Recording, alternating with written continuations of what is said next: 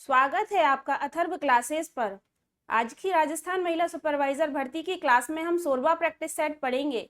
तो आइए समय व्यर्थ ना करते हुए आज की क्लास शुरू करते हैं। क्लास शुरू करने से पहले अगर आपने चैनल सब्सक्राइब नहीं किया है तो चैनल को सब्सक्राइब जरूर करें और साथ में क्वेश्चन के आंसर जरूर दीजिएगा, क्योंकि हर एक क्वेश्चन आपके एग्जाम की दृष्टि से काफी महत्वपूर्ण है।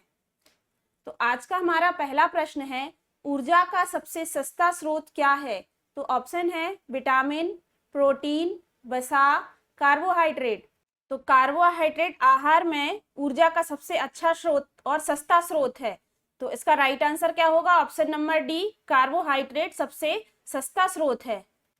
नेक्स्ट क्वेश्चन है, प्रोटीन अन्य आहार घटकों से भिन्न क्यों है? तो ऑप्शन है इसमें नाइट्रोजन युक्त पदार्थ उपस्थित होता है, यह अन्य भोज्य पदार्थों के पाचन में सहायक है, यह सबसे जल्दी पचित होता है, यह सबसे अधिक ऊर्जा प्रदान करता है।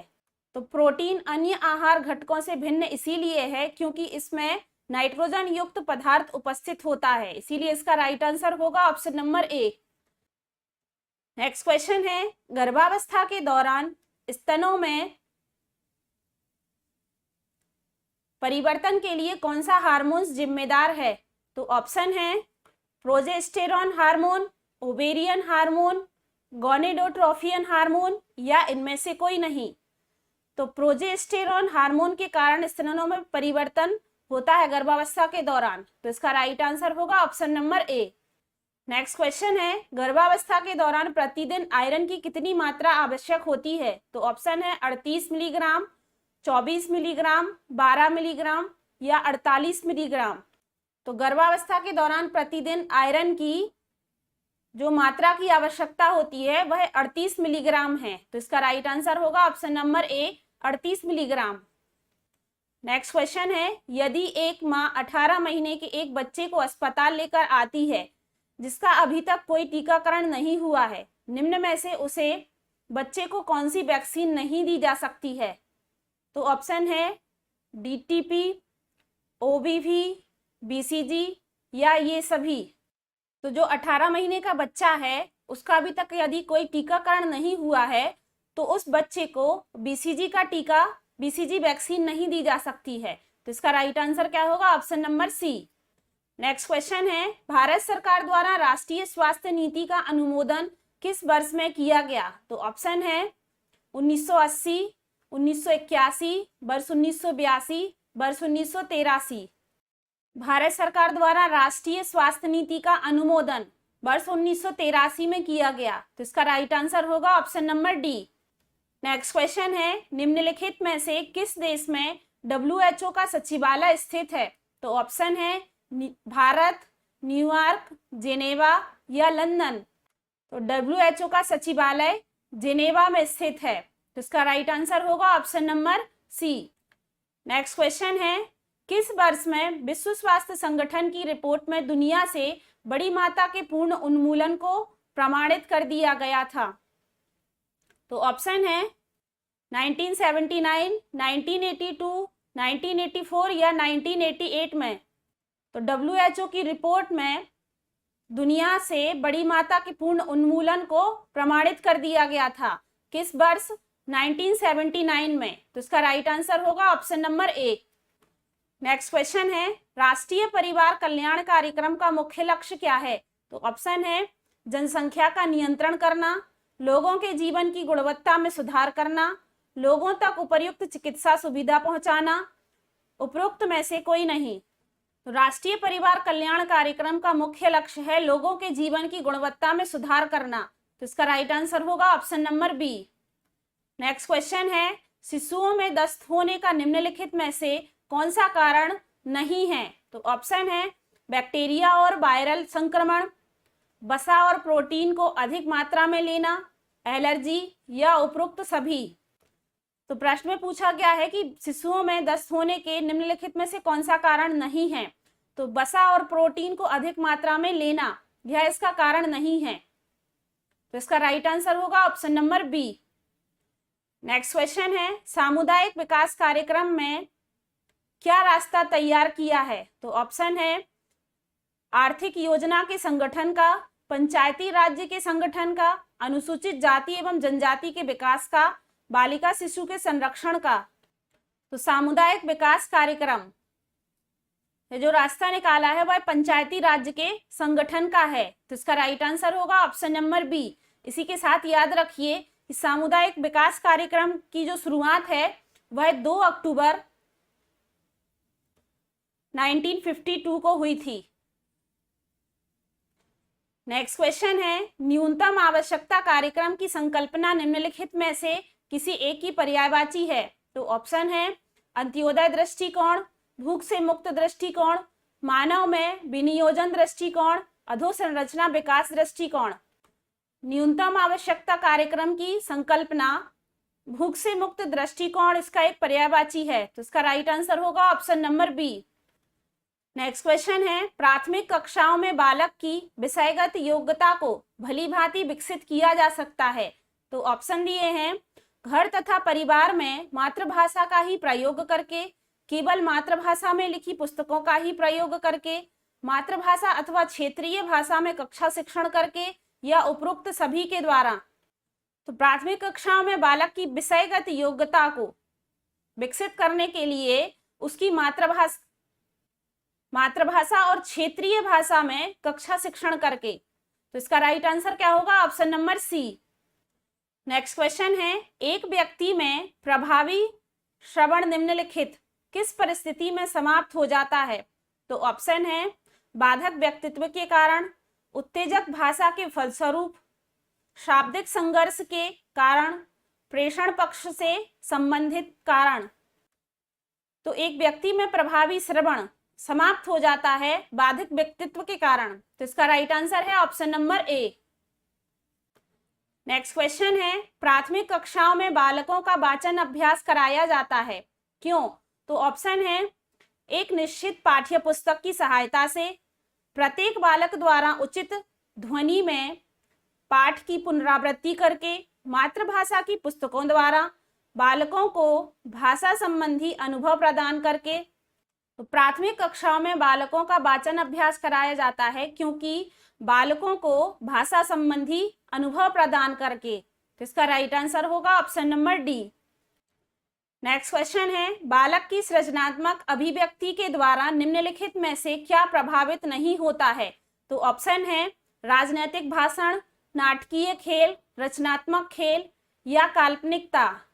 तो बालक की सृजनात्मक अभिवृत्ति के द्वारा प्रभावित नहीं है वह है राजनीतिक भाषण, क्योंकि नाटकीय खेल, रचनात्मक खेल और कल्पनात्मकता ये तीनों सृजनात्मक अभिवृत्ति के द्वारा प्रभावित है। राजनीतिक भाषण इसके द्वारा प्रभावित नहीं है। तो इसका राइट आंसर होगा ऑप्शन नंबर ए।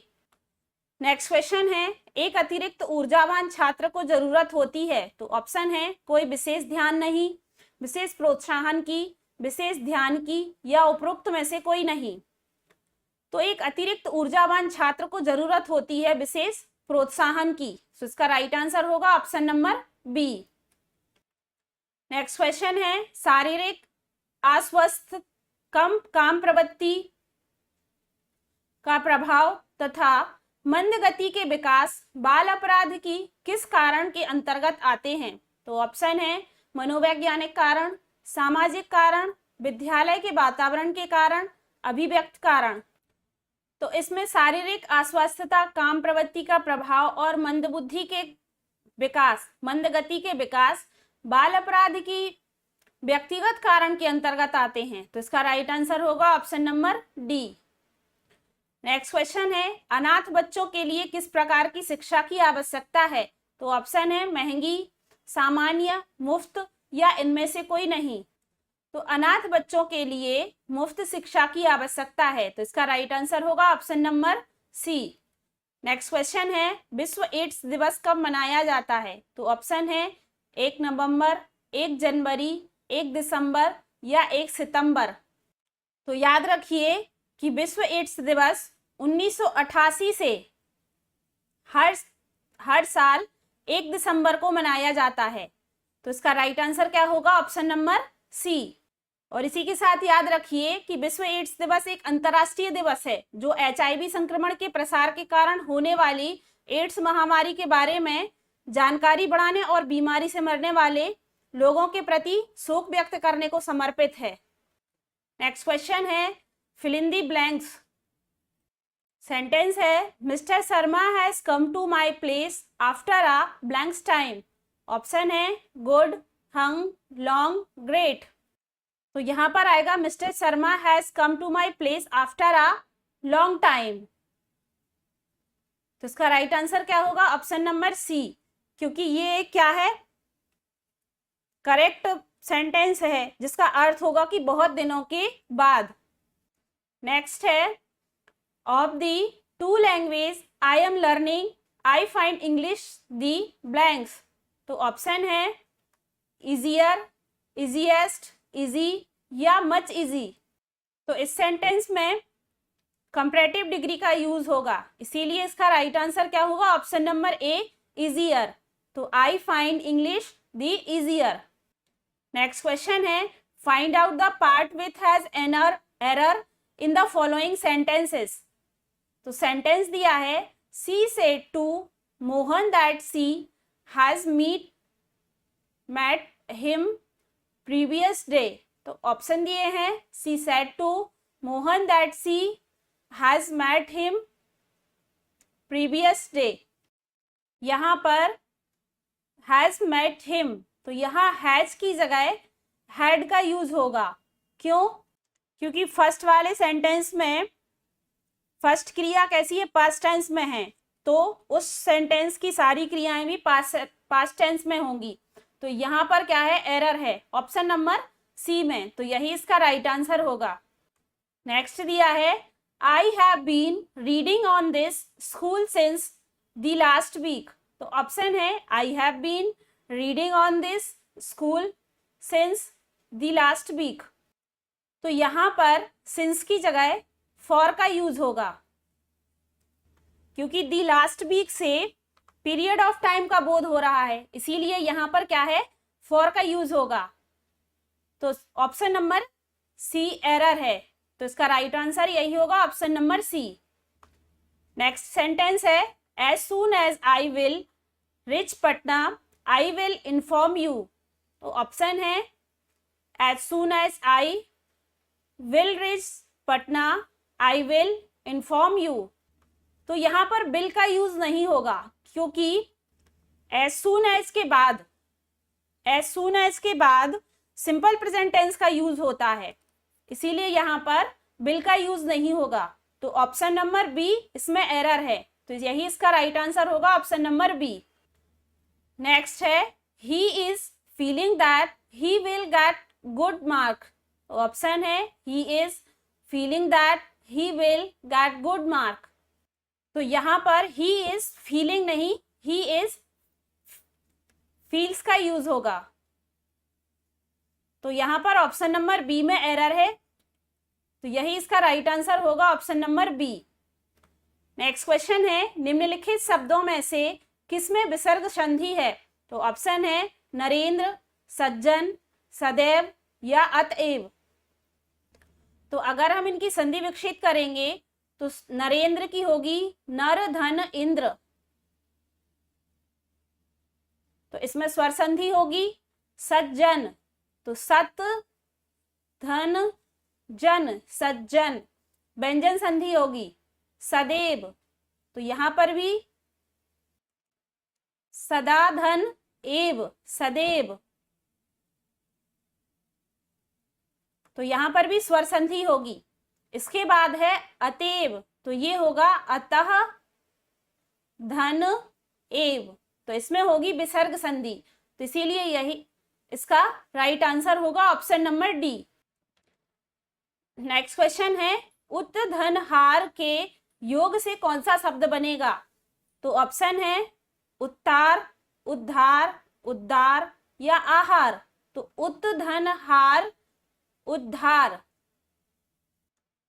तो उत धन हार उद्धार, तो इसका राइट आंसर क्या होगा, ऑप्शन नंबर बी उद्धार, और इसमें होगी कौन सी, व्यंजन संधि। नेक्स्ट क्वेश्चन है जो पहले कभी ना हुआ हो। तो इसके लिए एक वाक्य क्या होगा? ऑप्शन है अद्भुत, अनुपम, अपूर्व या अभूतपूर्व। तो जो पहले कभी ना हुआ हो वह क्या होगा? अभूतपूर्व। तो यही इसका राइट आंसर होगा, ऑप्शन नंबर डी, अभूतपूर्व। नेक्स्ट दिया है जो कहा ना जा सके। तो ऑप्शन है अकथनीय, अगम्य, अजर या अक्षम्य। तो जो कहा ना जा सके वह क्या है? अकथनीय। तो इसका राइट आंसर होगा ऑप्शन नंबर ए, अकथनीय। नेक्स्ट क्वेश्चन है गमन का विलोम शब्द क्या है? तो ऑप्शन है चढ़ना, जाना, उतरना या आगमन। तो विलोम का, गमन का विलोम शब्द होगा आगमन। तो ऑप्शन नंबर डी इसका राइट आंसर होगा। नेक्स्ट क्वेश्चन है भाषा शब्द संस्कृत के किस धातु से बना है? तो ऑप्शन है भाष्य, भास, भाष, भास। तो भाषा शब्द संस्कृत के भाष धातु से बना है। तो इसका राइट आंसर होगा ऑप्शन नंबर डी, भाष। नेक्स्ट क्वेश्चन है तरुण का विपरीतार्थी शब्द बताइए। तो ऑप्शन है मंद, वृद्धि, सुस्त या इनमें से कोई नहीं। तो तरुण का विपरीतार्थी होगा वृद्ध। तो यही इसका राइट आंसर होगा ऑप्शन नंबर बी, वृद्ध। नेक्स्ट क्वेश्चन दिया है यदि टेबल को ELBAL कूट किया जाता है तो जूस को किस प्रकार कूट किया जाएगा? तो यहाँ पर अगर हम ध्यान से देखेंगे तो ये टेबल का क्या है? विपरीत क्रम है। तो इसको यहां से लिख दिया है ELBAL।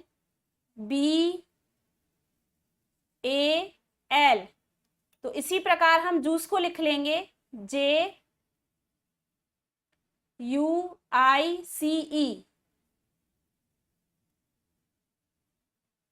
तो जूस को लिखेंगे तो ECIUJ।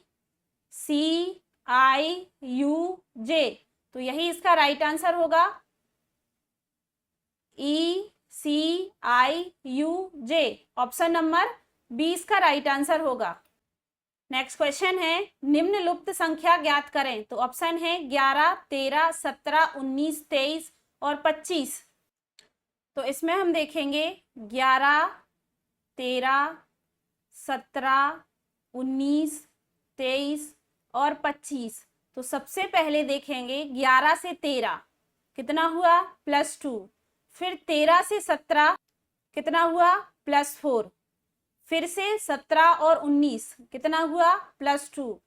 फिर 19 से 23 कितना हुआ? +4। फिर 23 से 25 कितना हुआ? +2। तो अब क्या हो रहा है यहाँ पर? सबसे पहले +2, +4, +2, +4, फिर यहाँ पर +2 आया तो अब क्या आएगा? +4। तो इस प्रकार 25 में +4 करेंगे तो क्या होगा? 29। तो यही इसका राइट आंसर होगा ऑप्शन नंबर सी, 29। नेक्स्ट दिया है क्वेश्चन श्रृंखला की पूर्ति कीजिए। QPO, NML, KGV और ब्लैंक्स दिया है EDC। तो इसको हम यहां लिख लेंगे QPO